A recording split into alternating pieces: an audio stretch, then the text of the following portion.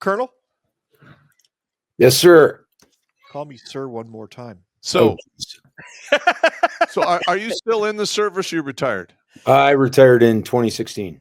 And what did you retire as? Lieutenant Colonel. All right, so you're one of those. Okay. Yep, that's me. But And I what was your job? I was mostly a flight instructor. Flight instructor. Nice. So, but you have flight time. What frames did you fly? C-140. Well, military wise, C-141s, KC-135s, T-38s, T-37s, gliders at the Air Force Academy. No. And I wasn't in it. I didn't go there. And then pretty much every airliner I've flown.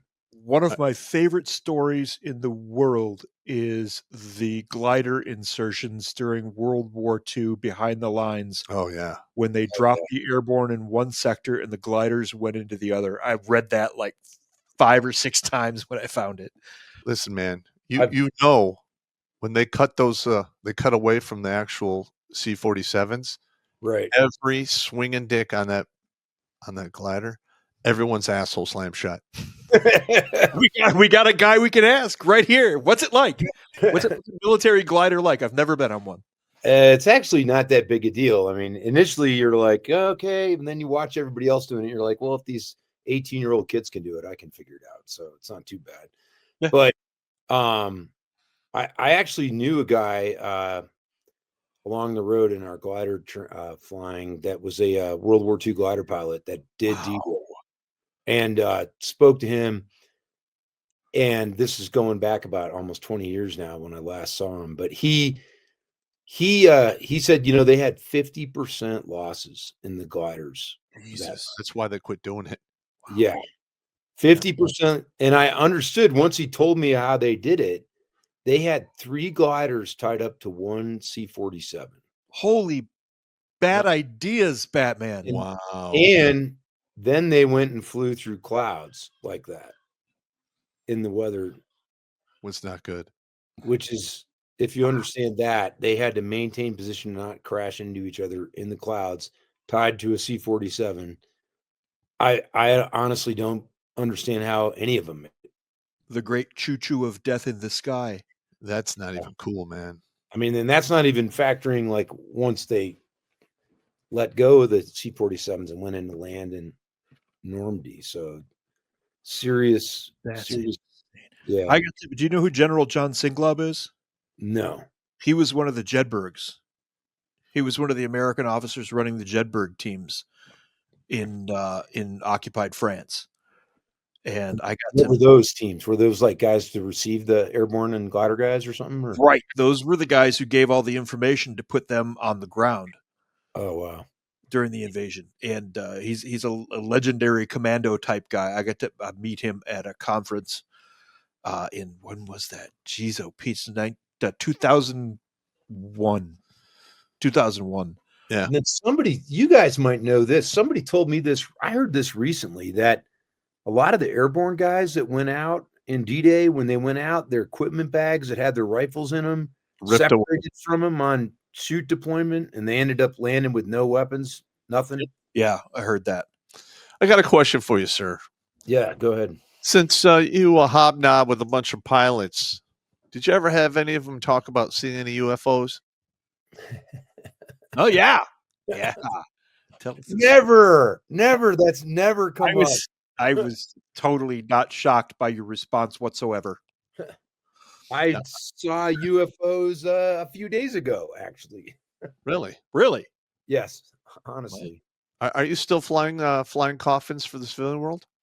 Yeah, I'm an airline pilot on the. Okay, all right.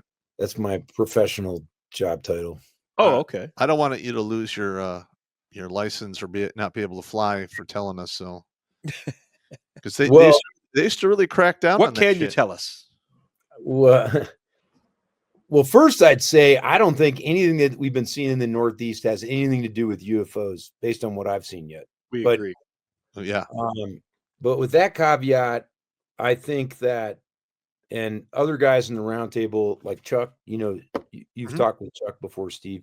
Sure. Him and I both, and many other guys, we increasingly the last 3-4 years, we've been seeing more and more stuff that is not explainable with current technology happening in the sky or in space when we're flying, and especially over remote areas like over the ocean is typically where it's most common. Mhm. But excuse me, I don't know what to describe it as exactly because everything we're seeing is a long ways away. We're not seeing little green men fly by and wave at us or anything. We're just seeing lights, things moving around in the sky that move in ways that, okay, nothing I know that exists can do this. And we're not talking about like Starlink. Starlink is freaky. When you see Starlink and you're flying around and you see a Starlink launch, it's pretty wild to see the Starlink satellites. But this is different than that. It looks different than that. And what we've been seeing is like anything from 1 to 4 objects, I guess, moving around in the sky. And what really the first time I ever saw anything was probably 4 years ago. Saw one thing, and I'm looking at this. It was like 3 o'clock in the morning, just north of like Venezuela, over the Caribbean, heading north out of South America. And I'm like looking up and I see this star that gets a lot dimmer all of a sudden. Then it got brighter again. Then it got dimmer again. Then it got brighter again. And That's then that's right. at first we were thinking, well, that's like a reflection off a satellite, something like that. Mhm. Like it's turning and it's changing the sun's reflection, so it changes the amount of light coming off of it.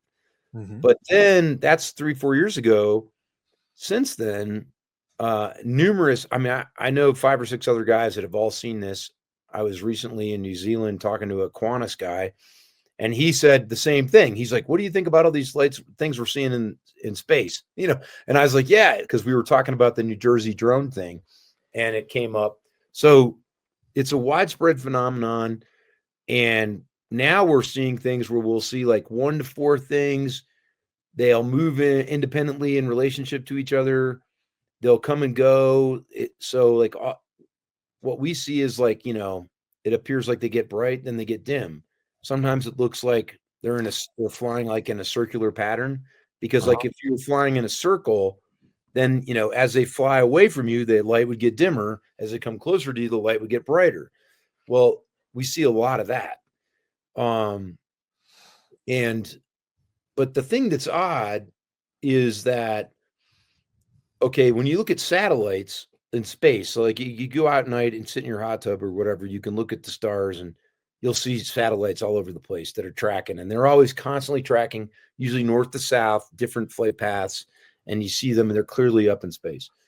These things are not doing that. So that indicates to me that they're not in orbit. So they're not as high as orbit, because if they were to be as high as orbit, they would have to be moving in orbit to maintain their position relative to the Earth. Well, Uh, if they're in orbit, well, first of all, if you're in orbit, you have to go in a straight line. You can't in orbit do circles and shit because you get pulled down by the gravity. yes, as No, far as no, you that's can't what stop. As soon as you stop, then You're you'd done. start to fall. Yeah. So orbit requires motion, to stay in orbit. But what we're seeing is stuff that's what is moving. that altitude? What's a like, let's say, a low Earth orbit, Oh God. ballparky?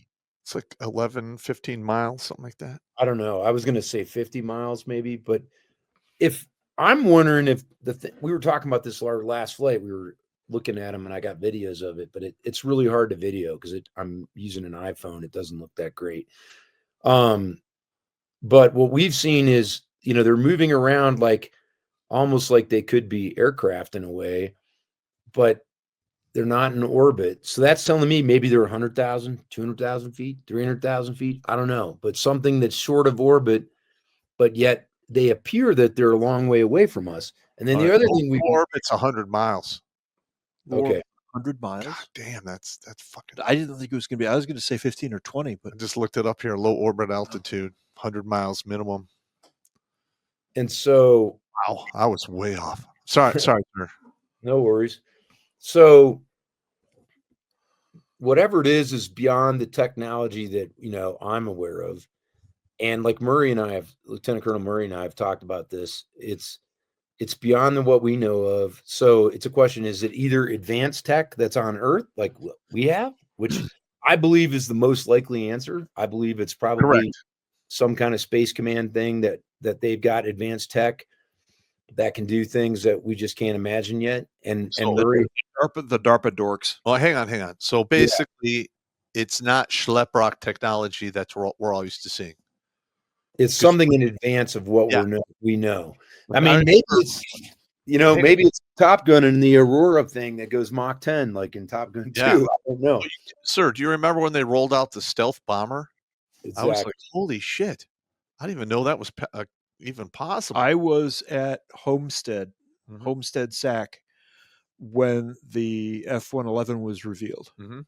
And I was with the USO. It was not right before Desert One, so that had to be 91?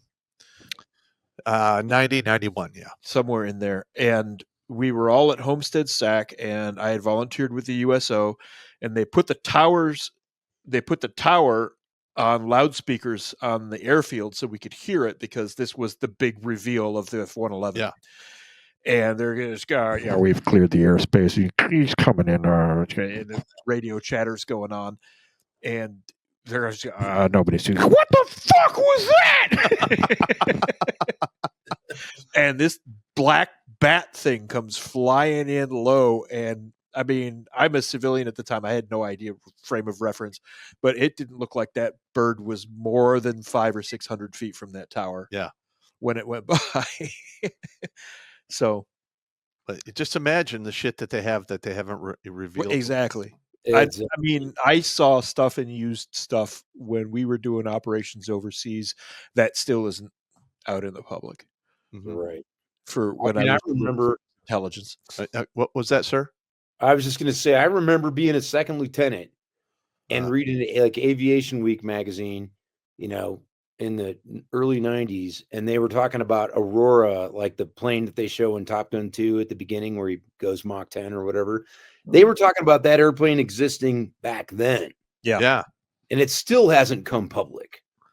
Well, they had the SR-71 was on the drawing board like right after World War II, like in the early 50s. I believe it. This is me sitting here with my mouth shut, knowing things, not being able to say anything, and being very frustrated. I got you. There was stuff overseas. There was stuff at some of our overseas bases that was pretty fucking interesting. It was pretty fucking interesting. I will say that the U-2 is still operational. I can't say a great deal more than that, but the U-2 is still operating. At least it was in 2004. I don't know if it is anymore, but it was still operational in 2004. But I agree with the Lieutenant Colonel. I mean, we have a Space Force now, and you don't put a Space Force together without having vehicles for it. Supposedly, they're handling the satellite infrastructure. Yeah, bullshit. Watch Grunt Speak live every Tuesday and Thursday at 8 p.m. Eastern. And if you want to join Pop for Supporters Sundays, go to redonkulus.com/donate and make a monthly pledge. A link is in the Meat Gazer box.